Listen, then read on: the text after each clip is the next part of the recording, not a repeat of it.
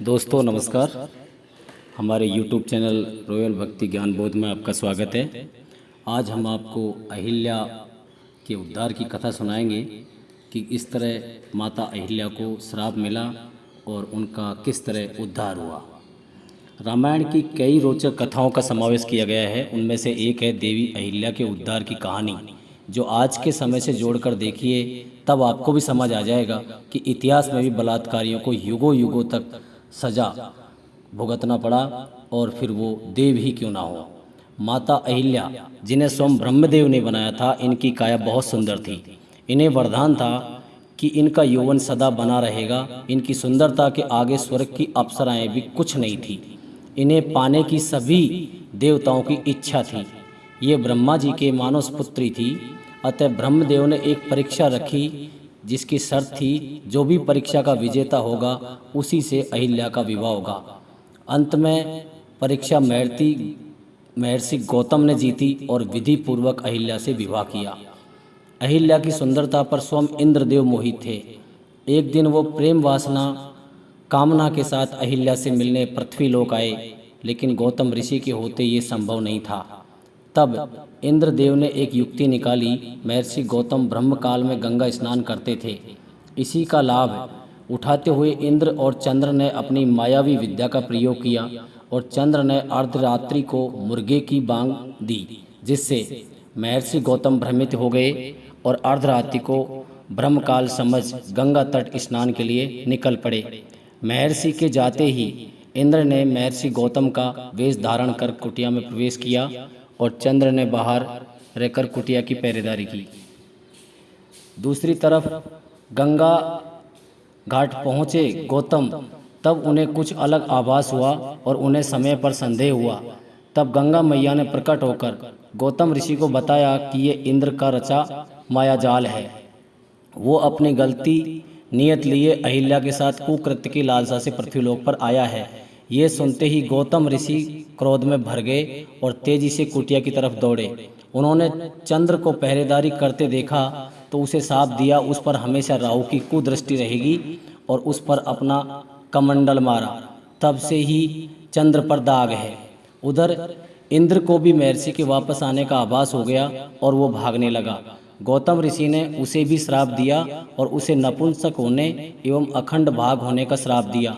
साथ ही ये भी कहा कि कभी इंद्र को सम्मान की नज़रों से नहीं देखा जाएगा और ना ही उसकी पूजा होगी, और आज तक इंद्र को कभी सम्मान प्राप्त नहीं हुआ।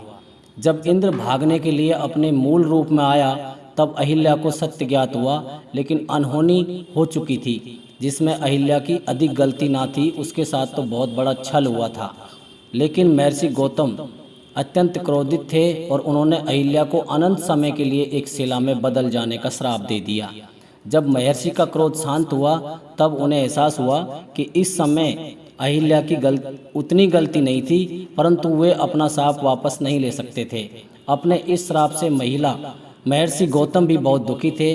तब उन्होंने अहिल्या की शिला से कहा, जिस दिन तुम्हारी शिला पर किसी दिव्य आत्मा के चरणों की धूल स्पर्श होगी, उस दिन तुम्हारी मुक्ति हो जाएगी और तुम अपने पूर्ण स्वरूप में पुनः लौट आओगी।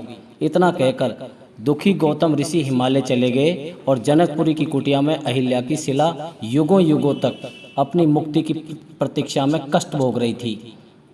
युगों के बीतने के बाद जब महर्षि विश्वामित्र राक्षसी ताड़का के वध के लिए अयोध्या से प्रभु राम और लक्ष्मण को लेकर आए, तब ताड़का वध के बाद वे यज्ञ के लिए आगे बढ़ रहे थे।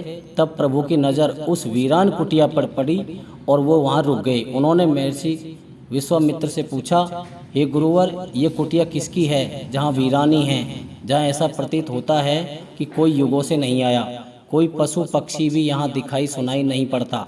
आखिर क्या है इस जगह का रहस्य?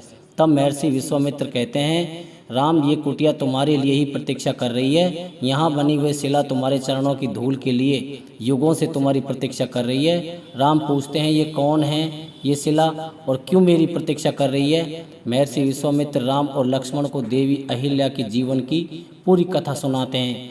कथा सुनने के बाद राम अपने चरणों से इस शिला पर स्पर्श करते हैं और देखते ही देखते हुए शिला एक सुंदर स्त्री में बदल जाती है और प्रभु राम का वंदन करती है। देवी अहिल्या राम से निवेदन करती है कि वो चाहती है कि उनके स्वामी महर्षि गौतम उन्हें क्षमा कर पुनः अपने जीवन में स्थान दे।